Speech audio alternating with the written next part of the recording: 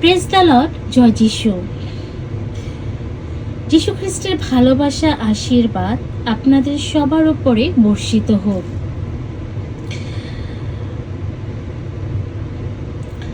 আসুন আমরা বাইবেল শুনি 2 করন্থীয় 10 অধ্যায় 18 থেকে।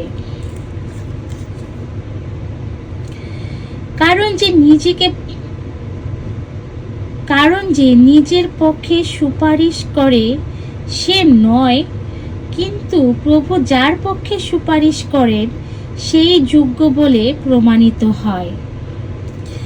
খ্রিস্টে আমার ভাই বোনের, ঈশ্বরের সন্তান, যিশুর বাণী বাক্য কি বলছেন? সুতরাং যে গর্ব করতে চায় সে প্রভুতেই গর্ব করুক। সাধু পলের এই পত্র আমাদের পার্থিব জীবনে আমরা সব কিছু নিয়ে আমাদের নিজেদের গৌরব অহংকার করে থাকি। প্রিয় ভাই ও বোনেরা, পৃথিবীতে আমরা অনেক সময় নিজেদের নিয়ে গর্ব করি। কিভাবে? আমার জ্ঞান আছে বলে, আমার অর্থ আছে বলে, আমার ক্ষমতা আছে বলে, আমার পরিস্থিতি আছে, আমি এই কাজ করেছি, আমি এত কিছু অর্জন করেছি। এগুলো নিয়ে মানুষে নিজেদের বড় করে দেখতে চায়। কিন্তু আজ ঈশ্বরের বাক্য আমাদের একটি ভিন্ন শিক্ষা দিচ্ছে। আমাদের গর্বের কেন্দ্র যেন আমরা নিজেরাই না হই। আমাদের গর্বের কেন্দ্র যেন প্রভু যীশু খ্রিস্ট হন। তাকে নিয়ে যেন আমরা গর্ব করতে পারি। কারণ আমরা আজ যেখানে আছি সেখানে শুধু আমাদের নিজেদের শান্তি,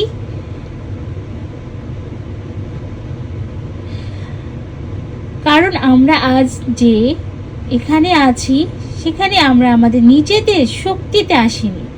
ঈশ্বর আমাদের জীবন দিয়েছেন, শ্বাস দিয়েছেন, সুযোগ দিয়েছেন, শক্তি দিয়েছেন এবং অনেক বিপদ থেকে রক্ষা করেছেন। তাই আমরা যদি গর্ব করতে চাই যেন আমরা খ্রিস্ট যিশু, তার কৃপা, তার করুণা যে আমাদের উপর রেখেছেন, দিয়েছেন, তাতেই যেন গর্ব করি।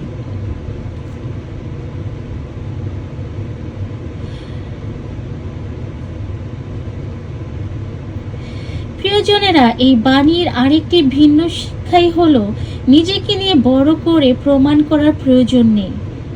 মানুষ অনেক সময় নিজেদের প্রশংসা নিজেই করে। আমি ভালো আছি, যোগ্য আছে, আমি সবচাইতে ভালো, এভাবে নিজেকে প্রশংসা করার চেষ্টা করি।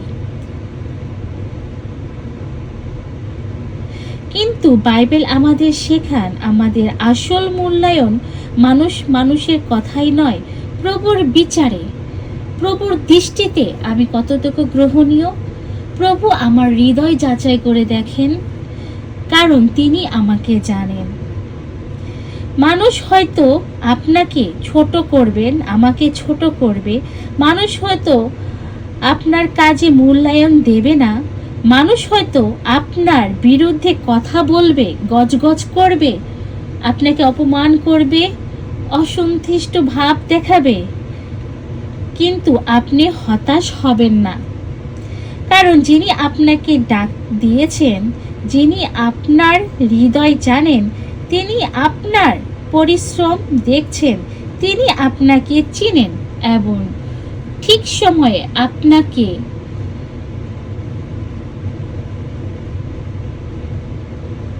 পূর্ণতার মুকুট পরাবেন, ঠিক সময় আপনাকে সেই অনুগ্রহ দেবেন।